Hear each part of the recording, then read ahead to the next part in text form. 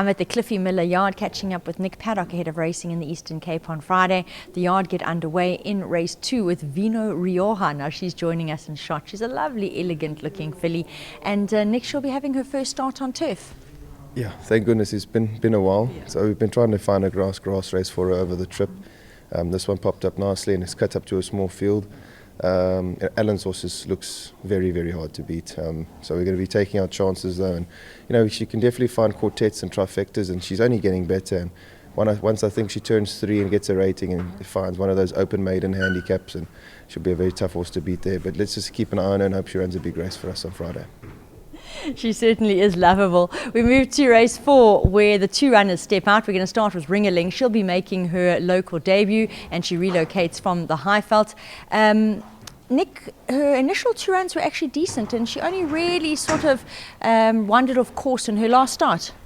Yeah, I see in the last start in the computer form and the start support she was reported not striding out. Yeah. There's no sorts of issues there. When she arrived she was in perfect condition and she looked at the top draw, and she's doing really well at home, and I think that penultimate run is the one that stands out. I think 3 lengths to a grade 2 winner is good enough to win anywhere in the country, let alone PE. But she's doing really well. Her work's been out the top draw. I was taken aback at how good her work actually is, and she's doing well in the manger. Her coach looking good, so I wouldn't leave her out of anything. She has to go into all your pick sixes, and especially the pick sixes are better to play on Friday.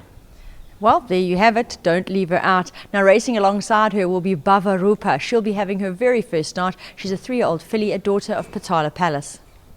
Yeah, she's still very, backward and dumb, and I think she's rising 4 now, and she still doesn't really have a clue of what to do. And as we've taken that time with her, and I think she's been around for about 8 months, and we're just getting to come along slowly. And listen, she's going to need a bit further. Yeah. I'm just going to give her 2 runs down the straight, hopefully, just to realise what racing is, and then we're going to have to take it from there. But she is looking for probably about a mile.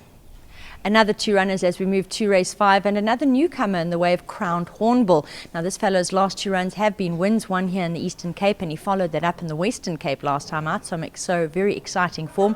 And he'll be joined by the honest soldier Bethel, who's back off a break, but that is something he enjoys.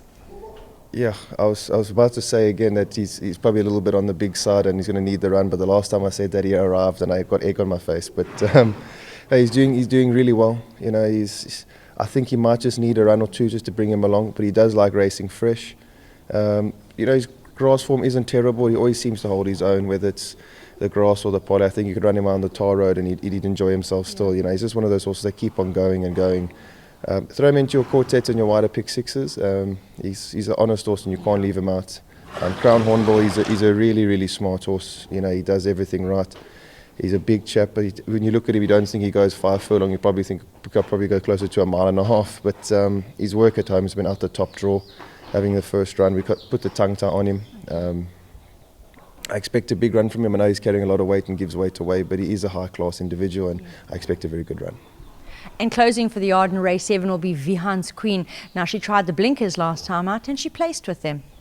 Yeah, really nice improvement against those type of horses. I think I think the average rating was 84 and it's 84 again here. Unfortunately, she's drawn in Cape Road. Doesn't really help us too much, but we're going to have to take our chances from there because this will be a final run, a prep run for the warmer handicap. So that's a race we've been earmarked for quite a while, and it's difficult to find races for her in this division, and you can't take on pinnacles because you can't really beat those horses with the top ratings at those weight terms. So you box and hope for a handicap. When they do come around, you draw 13 out of 13. So it's obviously not easy, but we'll take it as they come, and hopefully this will put her in good stead for next time. Well, hearing a little bit of the background of Vihans Queen and the future that she has planned for her, I hope Lady Luck does smile on Friday and that she can run well.